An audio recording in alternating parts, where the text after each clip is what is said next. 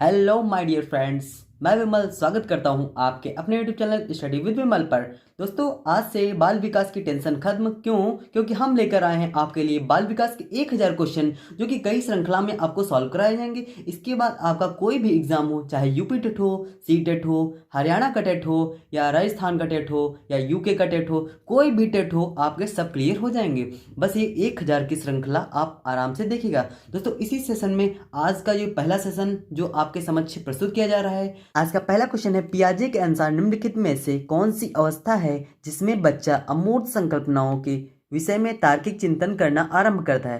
पहला ऑप्शन है मूर्त संक्रियात्मक अवस्था, दूसरा ऑप्शन है औपचारिक संक्रियात्मक अवस्था, तीसरा ऑप्शन है संवेदी प्रेरक अवस्था, चौथा ऑप्शन है पूर्व संक्रियात्मक अवस्था। दोस्तों, यहाँ पे जो करेक्ट ऑप्शन है वो ऑप्शन नंबर बी, यानी कि औपचारिक संक्रियात्मक अवस्था है। ठीक है दोस्तों, आपसे यहाँ से और कौन कौन से क्वेश्चन पूछे जा सकते हैं, तो आपको इनके स्टेजेस का सही सीक्वेंस पूछा जाएगा। तो सबसे पहले कौन सा होता है? संवेदी प्रेरक, फिर होता है पूर्व संक्रियात्मक, फिर होता है मूर्त, और फिर क्या होता है? औपचारिक संक्रियात्मक अवस्था। इसके अलावा और कौन से क्वेश्चन पूछा जा सकता है? जैसे पूछ लेगा संवेदी प्रेरक अवस्था की जो आयु का जो होता है, आयु का डिफरेंस कितना होता है? जन्म से 2 वर्ष तक होता है। पूर्व संक्रियात्मक का कितना होता है? 2 से 7 वर्ष। ठीक, इसी प्रकार के क्वेश्चन पूछे जा सकते हैं। तो आप इन सब पॉइंट्स को बहुत ही ध्यान से देखिएगा। ठीक है, अगला क्वेश्चन है, बच्चों में बौद्धिक विकास की 4 विशिष्ट अवस्थाओं की पहचान की गई, किसके द्वारा की गई? तो ये आपको 4 ऑप्शन दिए हुए हैं, यहाँ से आपको सेलेक्ट करना है। पहला ऑप्शन है कोहल वर्ग द्वारा, दूसरा ऑप्शन है एरिक्सन द्वारा, तीसरा ऑप्शन है स्किनर द्वारा, चौथा ऑप्शन है पियाजे द्वारा। दोस्तों, यहाँ पे जो करेक्ट ऑप्शन है वो ऑप्शन नंबर डी, यानी कि पियाजे द्वारा। अगला क्वेश्चन है, विकास कभी न समाप्त होने वाली प्रक्रिया है, यह विचार किससे संबंधित है? पहला ऑप्शन है अंतः संबंध का सिद्धांत, दूसरा ऑप्शन है निरंतरता का सिद्धांत, तीसरा ऑप्शन है एकीकरण का सिद्धांत, चौथा ऑप्शन है अंतः क्रिया का सिद्धांत। दोस्तों, यहाँ पे जो करेक्ट ऑप्शन है वो ऑप्शन नंबर बी, यानी कि निरंतरता का सिद्धांत, प्रिंसिपल ऑफ कंटिन्यूटी, बी यहाँ पे करेक्ट ऑप्शन है। दोस्तों, क्यों होता है निरंतरता का सिद्धांत? क्योंकि जो विकास होता है कभी न समाप्त होने वाली प्रक्रिया है। विकास आपका जब तक कि आपका जीवन है तब तक विकास होता रहता है। अगला क्वेश्चन है, प्राथमिक स्तर पर एक शिक्षक में निम्न में से किसे सबसे महत्वपूर्ण विशेषता मानना चाहिए? ठीक है, पहला ऑप्शन है पढ़ाने की उत्सुकता, दूसरा ऑप्शन है धैर्य एवं दृढ़ता, तीसरा ऑप्शन है शिक्षण पद्धतियों और विषयों को ज्ञान में दक्षता, चौथा ऑप्शन है अति मानक भाषा में पढ़ाने में दक्षता। दोस्तों, यहाँ पर जो करेक्ट ऑप्शन होगा वो ऑप्शन नंबर बी, यानी कि धैर्य और दृढ़ता। जब आपके अंदर धैर्य और दृढ़ता होगा तभी तो आप बच्चों को पढ़ा पाएंगे, क्योंकि बच्चे जो होते हैं गलतियां करते हैं, गलती करेंगे तो आप दंडित करेंगे, दंडित करेंगे तो आपके अंदर धैर्य नहीं है। ठीक है, दैट मीन्स यहाँ पे बी ऑप्शन आपका करेक्ट होगा।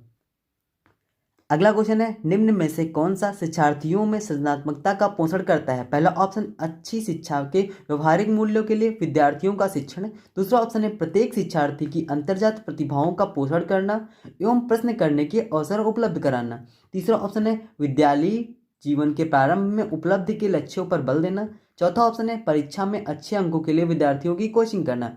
दोस्तों, यहाँ पे जो करेक्ट ऑप्शन है वो ऑप्शन नंबर बी, यानी कि प्रत्येक शिक्षार्थी की अंतर्जात प्रतिभाओं का पोषण करना एवं प्रश्न करने के अवसर उपलब्ध कराना।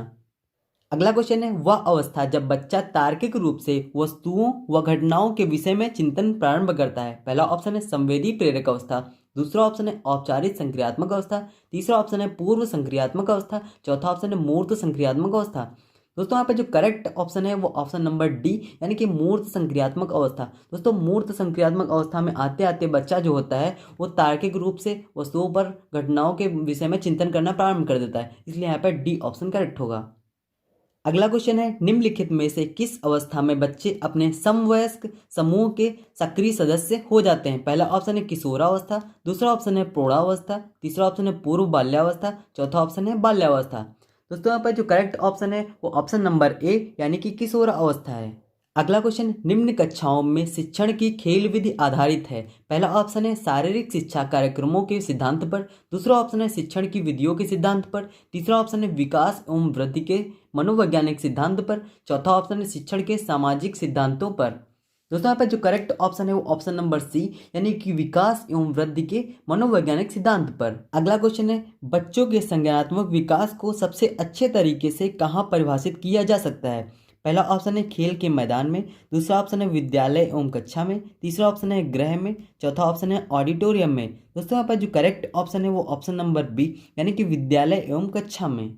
अगला क्वेश्चन है, निम्न में से कौन पियाजे के अनुसार बौद्धिक विकास का निर्धारक तत्व नहीं है? पहला ऑप्शन है सामाजिक संचरण, दूसरा ऑप्शन है अनुभव, तीसरा ऑप्शन है संतुलीकरण, चौथा ऑप्शन है इनमें से कोई नहीं। दोस्तों यहाँ पे जो करेक्ट ऑप्शन है वो ऑप्शन नंबर ए यानी कि सामाजिक संचरण।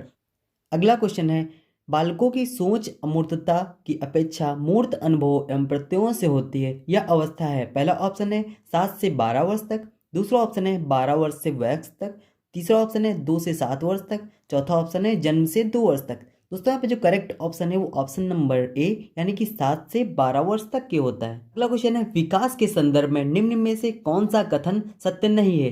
पहला ऑप्शन है विकास के प्रत्येक अवस्था में अपने खतरे होते हैं, दूसरा ऑप्शन है विकास उकसाने या बढ़ावा देने से नहीं होता है, तीसरा ऑप्शन है विकास सांस्कृतिक परिवर्तनों से प्रभावित होता है, चौथा ऑप्शन है विकास की प्रत्येक अवस्था की अपनी विशेषताएं होती हैं। दोस्तों यहाँ पे जो करेक्ट ऑप्शन है वो ऑप्शन नंबर बी है यानी कि विकास उकसाने या बढ़ावा देने से नहीं होता है। विकास जो है खुद खुद ब खुद होता है, ठीक है। विकास निरंतर चलने वाली प्रक्रिया है। विकास जब तक कि आपका जीवन है तब तक के विकास होता रहेगा।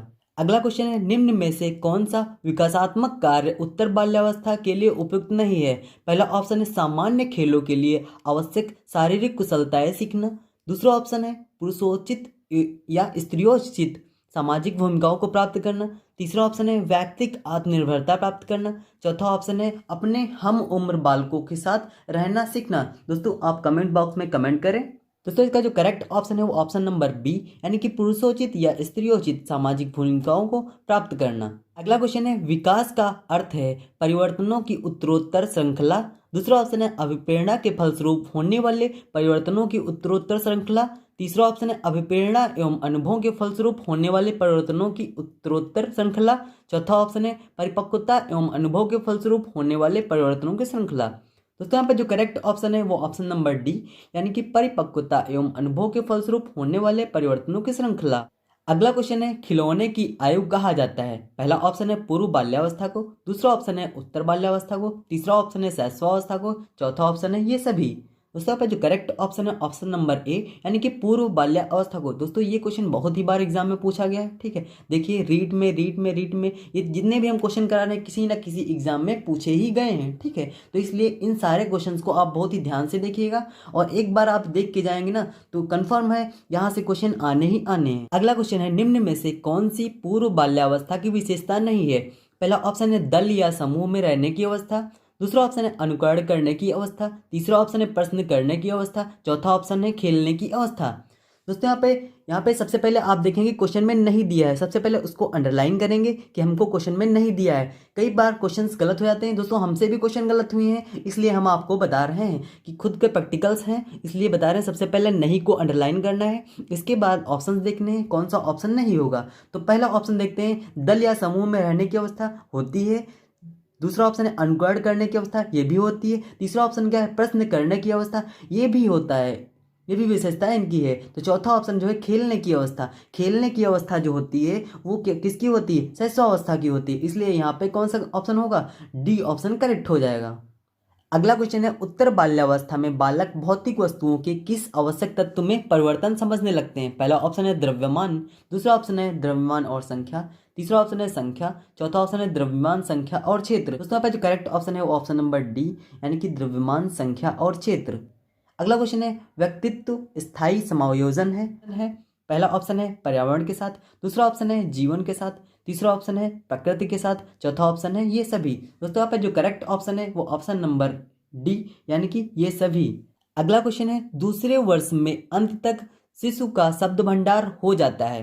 तो पहला ऑप्शन है 100 शब्द, दूसरा ऑप्शन है 60 शब्द, तीसरा ऑप्शन है 50 शब्द, चौथा ऑप्शन है 10 शब्द। दोस्तों यहाँ पे जो करेक्ट ऑप्शन है वो ऑप्शन नंबर ए यानी कि 100 शब्द हो जाता है।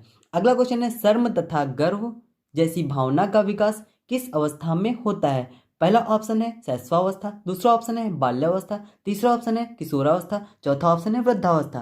दोस्तों यहाँ करेक्ट ऑप्शन है ऑप्शन नंबर बी यानी कि बाल्यावस्था। अगला क्वेश्चन है, मैकडुगल के अनुसार मूल प्रवृत्ति जिज्ञासा का संबंध कौन से संवेग से है? पहला ऑप्शन है भय, दूसरा ऑप्शन है घृणा, तीसरा ऑप्शन है आश्चर्य, चौथा ऑप्शन है भूख। दोस्तों यहाँ पर जो करेक्ट ऑप्शन होगा वो ऑप्शन नंबर सी यानी कि आश्चर्य से है। दोस्तों मैकडुगल का जो मूल प्रवृत्ति का सिद्धांत है, ये भी पूछा जाता है मूल प्रवृत्ति का सिद्धांत किसका है, तो आप वहाँ पे ऑप्शन करेक्ट करेंगे मैकडोगल का है। ठीक है दोस्तों, आज के 21 क्वेश्चन है। अगली सीरीज में भी हम कुछ इतने ही या इससे ज़्यादा क्वेश्चन कवर करेंगे। जैसा कि आप लोगों का रिस्पांस रहेगा, जैसा आप लोगों का पॉजिटिव रिस्पांस रहेगा, तो हम उससे ज़्यादा और क्वेश्चन डिस्कस करेंगे। ठीक है, और क्वेश्चन आगे वीडियो में बनाने की कोशिश करेंगे। तो आप लोग हमको सपोर्ट करते रहिए। आज के लिए बस इतना ही। थैंक यू दोस्तों।